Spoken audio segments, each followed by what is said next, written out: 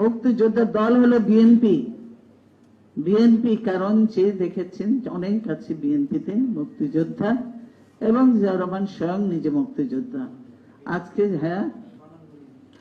আজকে সেই জন্য জিয়া রহমানকে পর্যন্ত জিয়া রহমান হয়ে গেছে। এখন যে কথা বলবে জিয়া রহমান নাকি রাজাকার, তাহলে এই যে জিয়া রহমানের গলাটা সবাই শুনলো স্বাধীনতার ঘোষণা, এটা রাজাকাররা কি দেয়?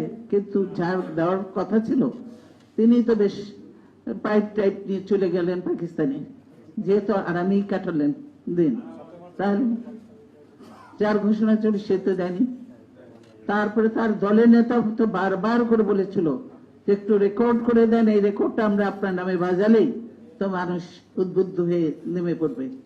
কিন্তু সেটাও তো করেননি, সেটাও তিনি করেননি। তিনি সব সময় চেয়েছিলেন তিনি পাকিস্তানের প্রধানমন্ত্রী হতে, তিনি স্বাধীনতা যুদ্ধ চান নাই, করেন নাই। বাংলাদেশের মানুষ স্বাধীনতা যুদ্ধ করেছে, স্বাধীনতার যুদ্ধ করেছে জিয়াউর রহমান, ঘোষণা দিয়েছে জিয়াউর রহমান।